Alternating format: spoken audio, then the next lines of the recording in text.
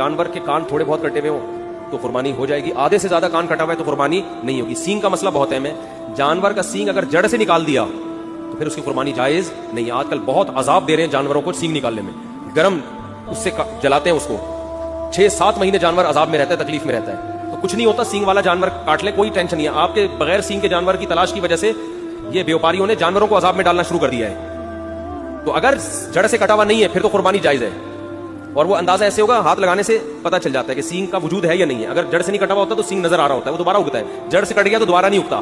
سمجھتے ہو کہ نہیں سمجھتے؟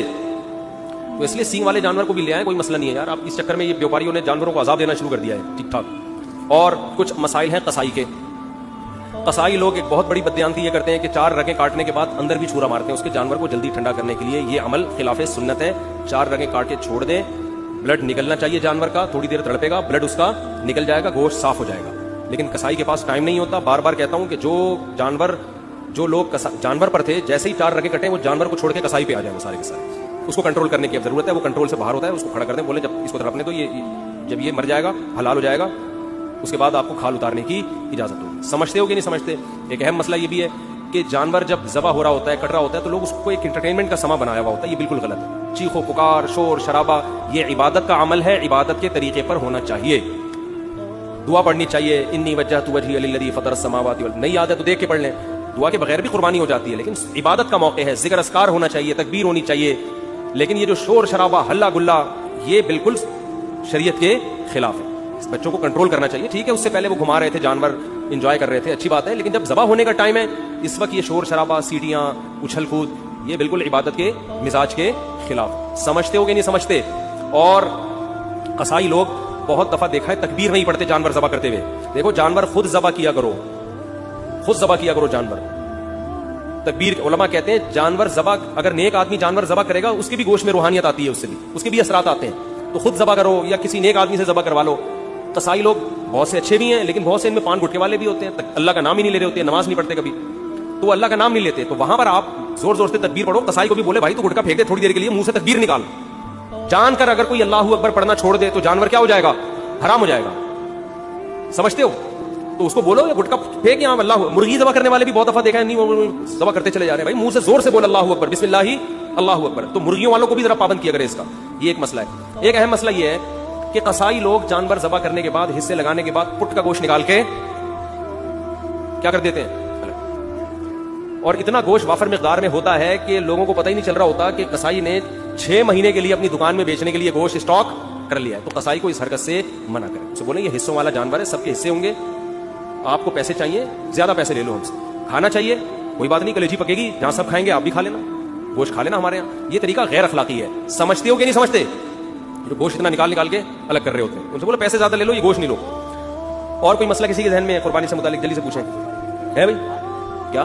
ہاں, رات میں قربانی کر سکتے ہیں, مگر مکروہ ہے, بہتر نہیں ہے دن میں قربانی, کیونکہ قربانی شاعر اسلام میں سے ہے, اور اسلامی شاعر دن کی روشنی میں ہوتے ہیں.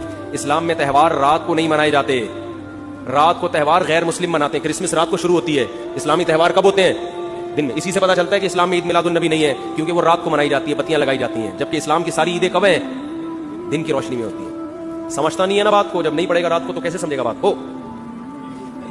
کلیجی بھی حصے میں آتی ہے, 7 حصوں کی کلیجی کر دیں, تھوڑی سی بچا لیں آخر میں گوشت میں تقسیم کرنے کے لیے, اور 7 کلیجیوں میں تھوڑا تھوڑا گوشت ڈال دیں, تاکہ کلیجی بھی کمی بیشی ہو تو وہ گوشت کے مقابلے میں ہو جائے. ارشاد. مرحومین کا, کئی مرحومین کا بھی ایک حصہ لے سکتے ہیں. نبی نے پوری امت کی طرف سے ایک حصہ کیا, تو ایک مرحوم کی طرف سے بھی کر سکتے ہیں. اب علماء کا اس میں اختلاف ہے کہ آپ نے اگر ایک حصے میں سارے مرحومین کی نیت کر لی تو وہ گوشت, وہ ثواب ڈیوائیڈ ہوگا یا نہیں ہوگا. بعض کہتے ہیں ڈیوائیڈ نہیں ہوگا, بلکہ سب کو پورا پورا ثواب ملے گا. وہ اس کی مثال آگ کی دیتے ہیں کہ ایک آگ ہے, آپ جتنے بھی اس سے چراغ روشن کرو اس آگ میں کمی نہیں ہوتی. لیکن بعض علماء اس کے قائل ہیں, اور یہ بھی مضبوط قول ہے, کہ وہ ڈیوائیڈ ہو جائے گا. سمجھتے ہو؟ وہ کیا ہو جائے گا؟ ڈیوائیڈ ہو جائے گا. 2 کی طرف سے کی تو آدھا آدھا ایک کو پہنچے گا, آدھا دوسرے کو. تو دونوں قول ہیں. سمجھتا نہیں ہے نا بات؟ تو بہتر ہے کہ والدین میں سے ہر ایک کے لیے الگ, کسی کے والدین مرحوم ہے تو ایک پورا پورا حصہ دونوں کی طرف سے ڈال لیں. ارشاد. کچھ کہہ رہے تھے آپ؟ پوچھ لیں, پھر سارا دن فون بجتا رہتا ہے, پوچھتے رہتے ہیں. پائے کا کیا بھی بتا رہا ہوں, پائے کا کیا, پائے پکانے کا طریقہ بتا دو جی. ہاں, بعض غیر مسلم قصائی بن کے گھوم رہے ہوتے ہیں, تو اس کا بھی خیال کریں. مسلمان ہونا چاہیے. ہندو کا ذبیحہ حلال نہیں ہے, اسی طرح مشرک کا ذبیحہ بھی حلال نہیں ہے. کوئی اپنے آپ کو مسلمان کہتا ہے لیکن ختم نبوت کا منکر ہے, یا رسول اللہ صلی اللہ علیہ وسلم کو صاف لفظوں میں حاضر ناظر مشکل کشا کہتا ہے بغیر کسی تعویل کے, تو چاہے دیوبندی ہو, چاہے اہل حدیث ہو, چاہے بریلوی ہو, وہ تو مشرک ہے نا. نبی کو علی الاطلاق مختار کل مانتا ہے کہ اللہ نے سارے اختیارات نبی کو بھی دے دیے ہیں, تو یہ تو شرک ہے کھلا ہوا. تو کوئی بھی مشرک چاہے دیوبندی ہو, چاہے اہل حدیث ہو, چاہے بریلوی ہو, اس کا ذبیحہ حلال نہیں ہے. یہ امام مالک کا قول ہے, امام احمد بن حنبل اور امام شافعی کا, کہ ایک گھر میں ایک قربانی کافی ہے, پورے گھر والوں کی طرف سے ہو جاتی ہے. اور ان کی دلیل بعض اسلاف کے اقوال ہیں, بعض تابعین ہیں, ان کے اقوال ہیں. امام ابو حنیفہ کا موقف یہ ہے کہ جو بھی صاحب نصاب ہے اس پر الگ سے قربانی واجب ہے, ایک قربانی سب کی طرف سے کافی نہیں ہے. اور امام ابو حنیفہ کے قول کو ہم دو وجہ سے فالو کرتے ہیں. ایک تو یہ کہ ہم امام حنیفہ کو برِ صغیر میں ان کے فقہ کو فالو کیا جاتا ہے, ایک وجہ تو یہ. دوسرا, امام حنیفہ کا موقف اس بارے میں دلیل کے لحاظ سے بھی بہت مضبوط ہے. وہ اس لیے مضبوط ہے کہ حدیث میں آتا ہے من وجد سعۃ لأن یضحی فلم یضحی فلا یقربن مصلانا, کہ جس کے پاس گنجائش تھی قربانی کی اور اس نے نہیں کی قربانی, وہ ہماری عیدگاہ کے قریب بھی مت آئے. تو اس میں نبی نے مرد اور عورت کا فرق نہیں کیا, شوہر بیوی کا نہیں کیا, باپ بیٹے کا نہیں کیا, جس کے پاس بھی استطاعت ہے. سمجھتے ہو؟ نمبر 2, دوسری حدیث, دوسری بات کہ اسلام میں کوئی بھی عبادت ایسی نہیں ہے جو ایک کرے تو دوسری کی طرف سے کافی ہو جائے. وہ تو قربانی بھی ایک عبادت ہے, تو اس میں یہ کیسے ہو سکتا ہے کہ ایک کرے تو دوسرے کی طرف سے کافی ہو جائے؟ عبادت تو ہر ایک پر الگ واجب ہوتی ہے نا. زکات میاں بیوی دونوں کے پاس سونا ہے تو دونوں پہ الگ الگ زکات ہے. تو قربانی بھی ایک مالی عبادت ہے. حج بھی دونوں پر الگ الگ ہے. حج بدل میں تو ایک وصیت کرتا ہے کہ میری طرف سے پیسہ بھی دے رہا ہوتا ہے, تو وہ تو اس کا نائب بن کے الگ سے اس کی طرف سے حج کر رہا ہوتا ہے. تو وہ بھی ایک حج دو آدمیوں کی طرف سے کافی نہیں ہوتا. تو قیاس کے لحاظ سے بھی امام حنیفہ کا موقف بہت مضبوط ہے, اور حدیث کے لحاظ سے بھی امام حنیفہ کا موقف بہت مضبوط ہے. اور اس لحاظ سے بھی مضبوط ہے کہ جب دلائل میں تعارض ہوتا ہے تو اصول یہ ہے کہ عبادت میں احتیاط کے پہلو کو ترجیح دی جاتی ہے, کیونکہ عبادت کس کا حق ہے؟ اللہ کا. تو احتیاط کا تقاضا بھی یہ ہے کہ اگر بیوی مالدار ہے تو اس پہ الگ سے قربانی واجب ہو, شوہر مالدار ہے تو اس پر الگ سے واجب. اور صحابہ کے دور میں اگر ایسی روایت ہمیں ملتی ہے نا کہ ایک نے سب کی طرف سے کی, تو اس کی وجہ یہ کہ اس دور میں عام طور پر گھر کا سربراہ ہی مالدار ہوا کرتا تھا, باقی تو سارے اس کے ماتحت ہوتے تھے. یہ رواج نہیں تھا کہ بیگم صاحبہ الگ کما رہی ہیں, میاں صاحب الگ ارننگ ہے اس کی, بیٹا الگ کما رہا ہے. یہ اس دور میں ہوا نہیں کرتا تھا عام طور پہ, تو اس لیے گھر کا سربراہ ہی کرتا تھا. آج کل بیٹے کی ارننگ بعض دفعہ باپ سے زیادہ ہوتی ہے, بیوی کے پاس سونا شوہر سے زیادہ ہوتا ہے.